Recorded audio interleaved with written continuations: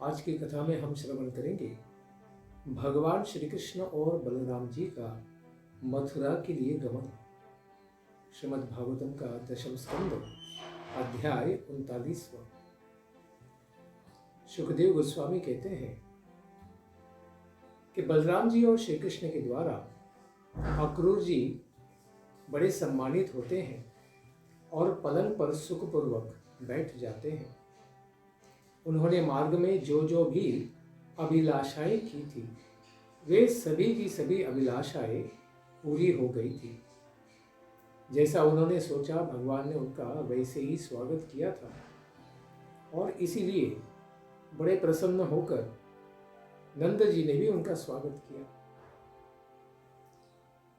इस प्रकार सुखदेव गोस्वामी कहते हैं कि हे परीक्षित, लक्ष्मी जी के एकमात्र आश्रय श्री भगवान के प्रसन्न हो जाने पर संसार की कौन सी ऐसी वस्तु है जो जीव को प्राप्त न हो जाए। फिर भी जो भगवान के एकांतिक भक्त होते हैं, वे उनसे कभी भी कुछ भी भौतिक यश या संपत्ति प्राप्त करने की इच्छा नहीं रखते हैं। कैसे? क्योंकि सारा संसार तो लक्ष्मी जी के पीछे भागता है, उनकी कृपा के लिए ही लालायित रहता है। परंतु लक्ष्मी जी तो स्वयं भगवान को ही चाहती है और उन्हीं की दुर्लभ सेवा में लगी रहना चाहती है। तो ऐसे दुर्लभ कृष्ण ही अगर हमें मिल जाए, जैसे अक्रूर जी को अभी प्राप्त हो रहे हैं, तो ऐसे भगवान से और कुछ मांगना भी तो कितनी बड़ी मूर्खता होगी। इसीलिए ध्रुव महाराज भी कहते हैं, काचन विचिन बन अपि दिव्य रत्नम स्वामी कृतार्थोस्मि वरम न याचे। मैं तो कांच के टुकड़ों के लिए आपके पास आया था कि मुझे बहुत बड़ा ब्रह्मा जी से भी श्रेष्ठ पद चाहिए, लेकिन जब आपका दर्शन हो गया है, इससे अधिक सुंदर और अद्भुत संसार में कुछ भी नहीं है। इसलिए हे प्रभु, मैं कांच के टुकड़े नहीं चाहता हूँ, जब मुझे आपके जैसे महारत्न का दर्शन हो गया है। इसी प्रकार से अक्रूर जी भी भगवान से किसी भी प्रकार की दूसरी कोई अपेक्षा नहीं रखते हैं। सायंकाल का समय हो गया था, तो भोजन कर लेने के पश्चात देवकी माता के पुत्र भगवान श्री कृष्ण अपने सूर्योदय के प्रति कंस के व्यवहार तथा दूसरे भी कार्यक्रमों के बारे में अक्रूर जी से पूछते हैं कि हे चाचा जी, हे सौम्य, आपकी यात्रा में कोई कष्ट तो नहीं हुआ है?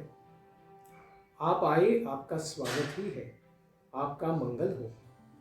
किंतु हमारे जो बंधु बांधव है मथुरा में, वो सकुशल और निरोग से तो है ना? क्या वे अपने पाप जनित दुख से मुक्त हो गए हैं?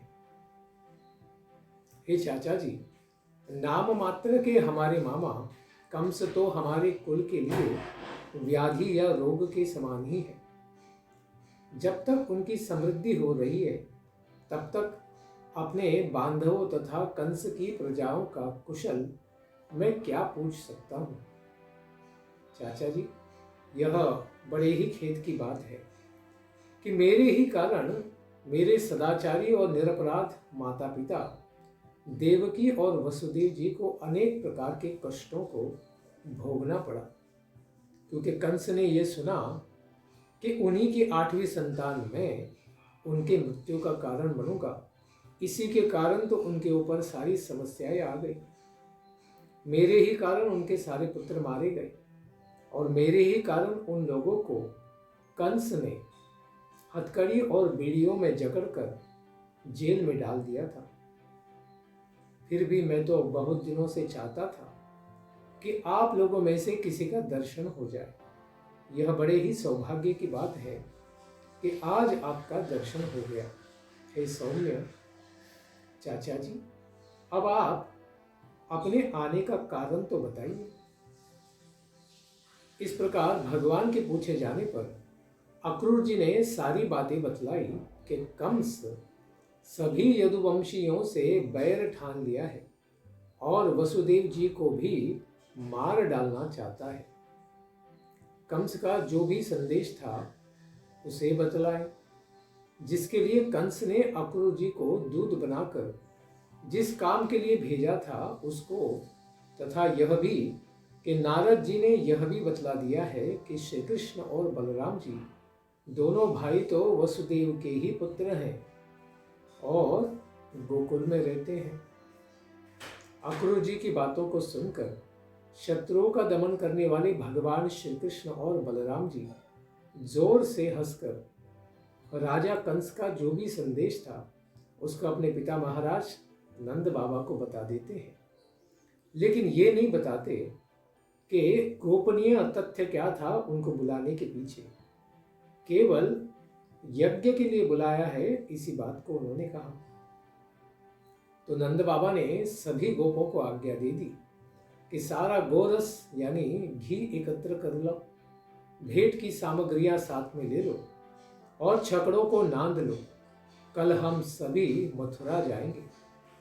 वहां चलकर राजा कंस को इस प्रकार गोरस पी देंगे। वहां बहुत बड़ा उत्सव या मेला लगा हुआ है, उसको देखने के लिए देश की सारी जनता एकत्रित हो रही है। उसको हम लोग भी देखेंगे। नंद बाबा ने गांव के कोतवाल से पूरे ब्रज में यह घोषणा करवा दी। बलराम जी और भगवान श्री कृष्ण को मथुरापुरी ले जाने के लिए अक्रूर जी ब्रज में आए थे। इस बात को सुनकर श्री भगवान की प्रेयसी गोपियां बहुत ही दुखी हुई। भगवान श्री कृष्ण के मथुरा जाने की बात सुनते ही बहुत सी गोपियों के हृदय में ऐसी जलन हुई कि उनके गर्म श्वास के कारण उन सबों के मुख श्री मलिन हो गए, अत्यंत दुख से आवृत हो गई। उनके कंगन और केशबंद कब खुल गए उन्हें पता भी नहीं चला। दूसरी कुछ गोपियां थी जैसे चंद्रावली आदि। इन गोपियों को श्री भगवान के स्वरूप का ध्यान आते ही उनकी सारी वृत्तियां इस तरह से निवृत्त हो गई कि जैसे वे परमात्म तत्व में समाधिस्थ ही हो गई और उन्हें इस संसार का भी ज्ञान नहीं रहा। और कुछ अन्य गोपियां थी यानी श्रीमती राधा और उनकी सखियां भगवान श्री कृष्ण के मंद मंद मुस्कान मिश्रित हृदय स्पर्शी अत्यंत विचित्र पदों से युक्त उन्हीं भगवान की वाणी का स्मरण करके उसी में वे तल्लीन होकर मोहित हो गई।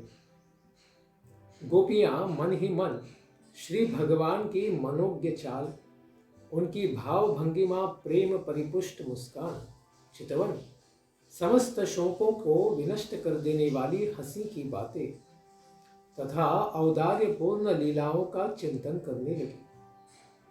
उनके विरह के भय से वे सब अत्यंत कातर हो गई, क्योंकि उनके जीवन सर्वस्व थे भगवान श्री कृष्ण। उन सबों के आंसू उमड़ आए और वे सब संगशा एकत्रित होकर कहने लगी।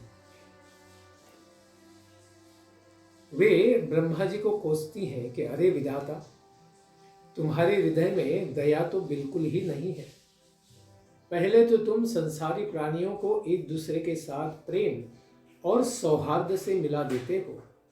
जब तक उन दोनों प्राणियों की अभिलाषाएं पूरी नहीं हो जाती, उससे पहले ही तुम उन सबों को एक दूसरे से व्यर्थ ही विलग कर देते हो। तुम्हारी यह क्रीड़ा तो बच्चों के समान ही कोई व्यर्थ का कार्य लग रहा है। हे विधाता, पहले तो तुमने काले घुंघराले केशों से आवृत मरकत मणि के समान चिकने और स्निग्ध कपोल तथा उठी हुई नाक, अधरों पर मंद मुस्कान की सुंदर रेखा, जो समस्त शोकों का अपनोदन कर देने वाली है, इन सबों से समलंकृत भगवान श्री कृष्ण के मुख कमल को हमें दिखाया और अब तुम उसको हमारी आंखों से दूर कर रहे हो। यह तुम्हारा कार्य तो अत्यंत अनुचित है।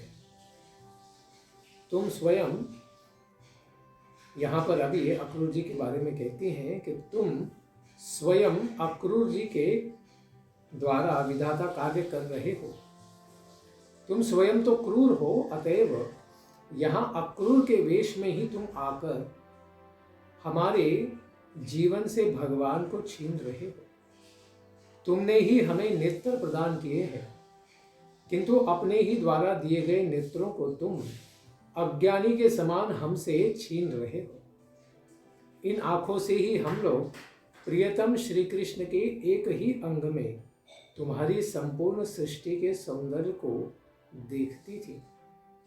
यह बड़े खेद की बात है कि श्री कृष्ण को भी नए नए लोग से नए लहाने लगाने की आदत बन गई है। नए नए लोगों से वे मित्रता करना चाहते हैं। इनका प्रेम भी मानो क्षणभंगुर ही है।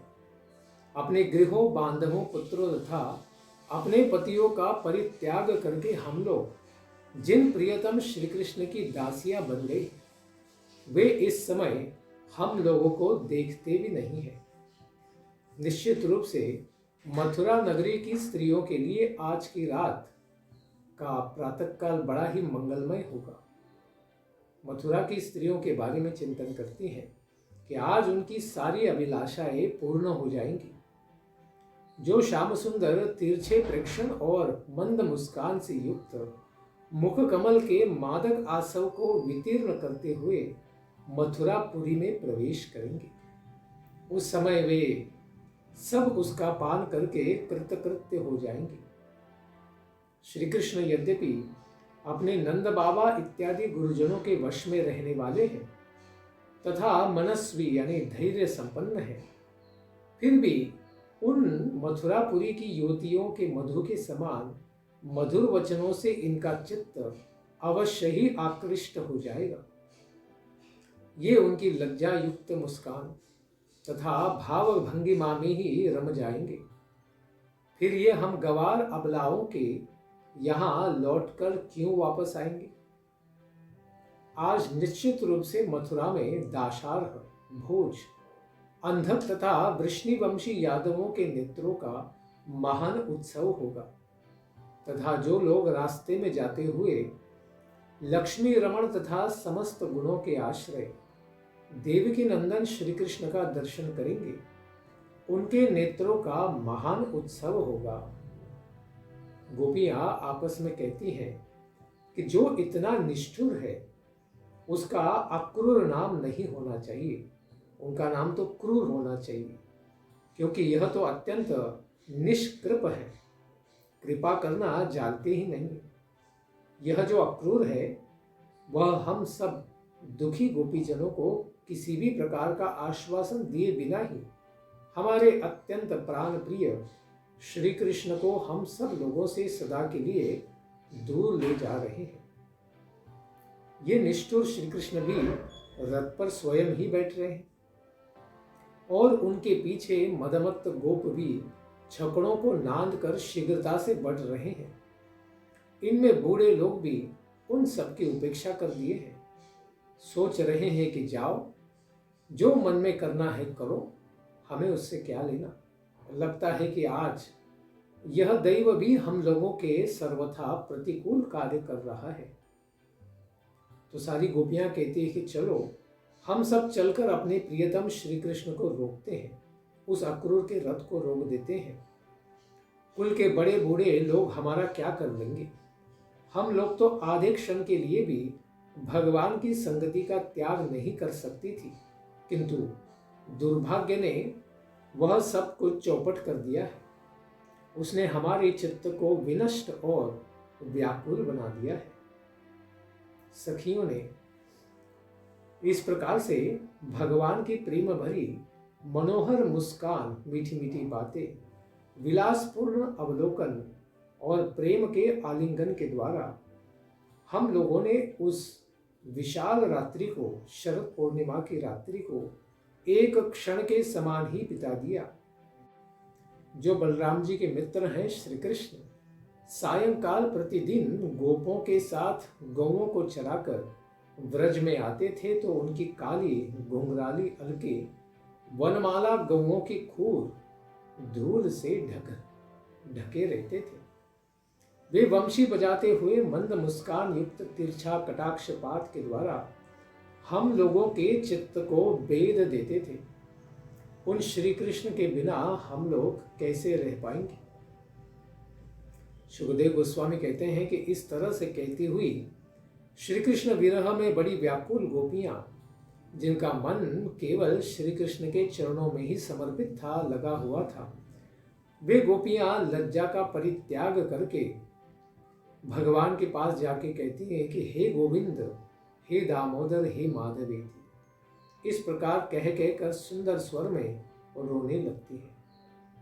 जब इस प्रकार से गोपियां रो रही थी, उसी समय सूर्योदय हो गया। पूरी रात्रि उनकी रोने में ही बीत गई। अक्रूर जी ने भी संध्या वंदन आदि क्रियाओं से निवृत्त होकर रथ को फिर मथुरा के लिए आगे हाँकना शुरू किया। उसके पश्चात नंद जी इत्यादि गोपगण दूध, दही, घी आदि से भरे हुए घड़ों तथा बहुत सी भेंटों को, सामग्री को साथ में लेकर छकड़ों पर चढ़कर उनके पीछे पीछे चले। भगवान श्री कृष्ण से अत्यधिक प्रेम करने वाली गोपियां भी अपने प्रियतम श्री कृष्ण के पास गई। वे भगवान श्री कृष्ण से संदेश प्राप्त करने की इच्छा से रुक गई। प्रेमी गोपियों के इस प्रकार भगवान के पास आते हुए देखकर भगवान ने मुड़कर जब उन्हें देखा तो गोपियों को कुछ आनंद मिला। अब वे भगवान से कोई संदेश प्राप्त करने के लिए वहीं पर रुक गई। इस प्रकार अपने प्रस्थान काल में गोपियों को उस तरह से संतप्त होते देखकर भगवान श्री कृष्ण ने अपना उत्तम दूत उनके पास भेजा और कहा कि मैं अवश्य वापस आऊंगा। इस तरह से संदेश भेजकर उन सब गोपियों को भगवान ने सांत्वना प्रदान की।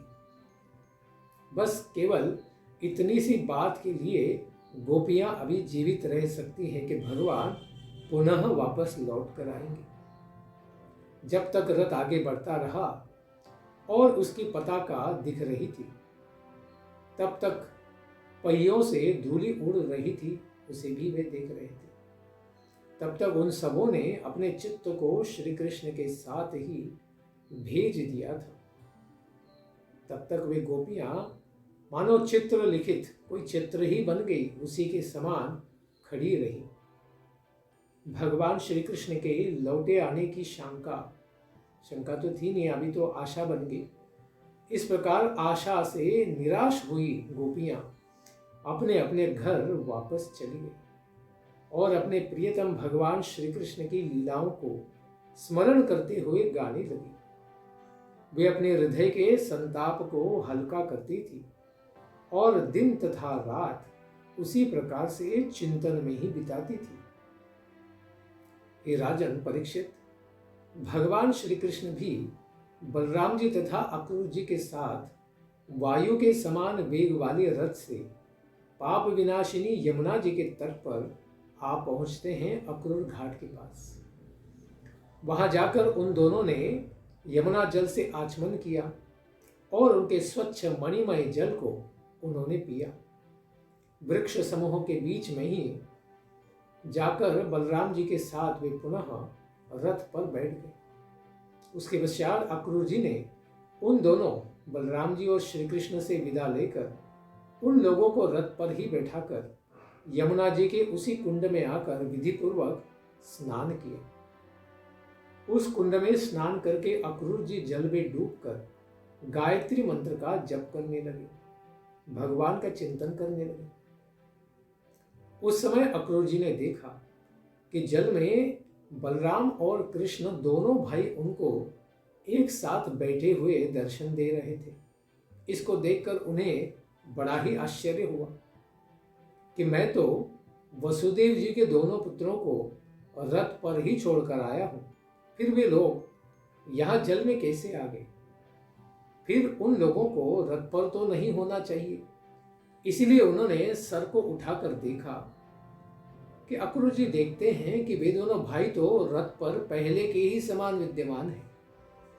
उन्होंने सोचा कि जल में जो मैंने देखा वह भ्रम कैसे हो सकता है। इसलिए अक्रूर जी ने पुनः जल में डुबकी लगाई।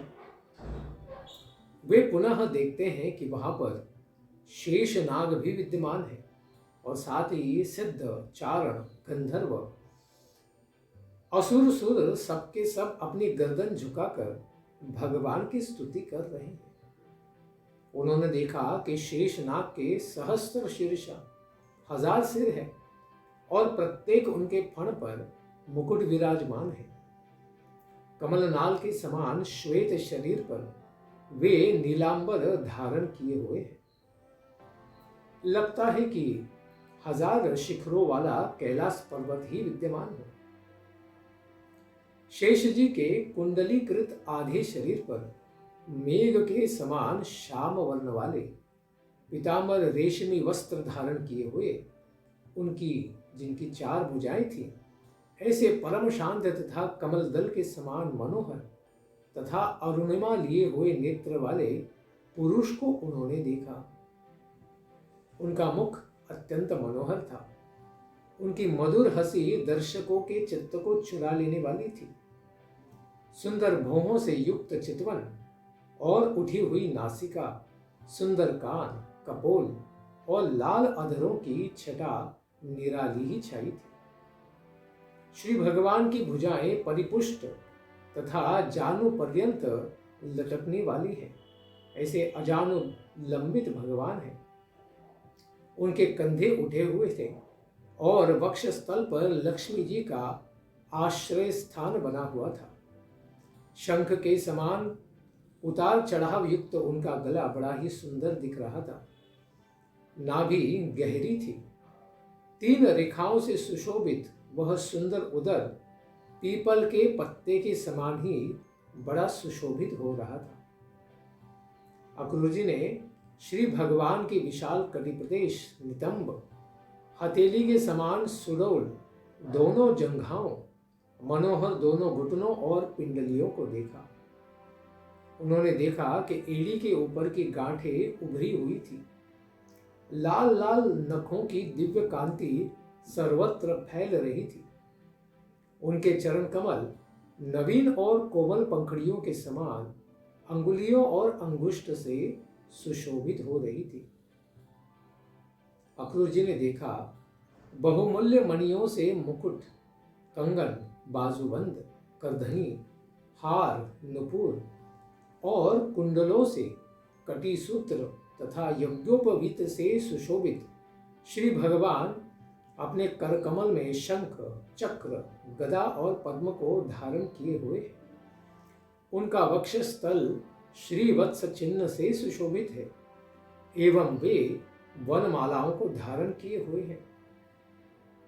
अक्रूर जी ने देखा कि भगवान के जो भी मुख्य सेवक हैं, पार्षद हैं, नंद, सुनंद, सनकादि महर्षिगण, बड़े बड़े देवेश्वर, ब्रह्मा जी, रुद्र आदि, मरीचिगण, नवो ब्राह्मण यानी नवयोगेंद्र, प्रहलाद जी, नारद जी, वसुगण, श्रेष्ठ भागवतगण श्री भगवान की अपनी अपनी भक्ति भावना के अनुसार स्तुति कर रहे हैं।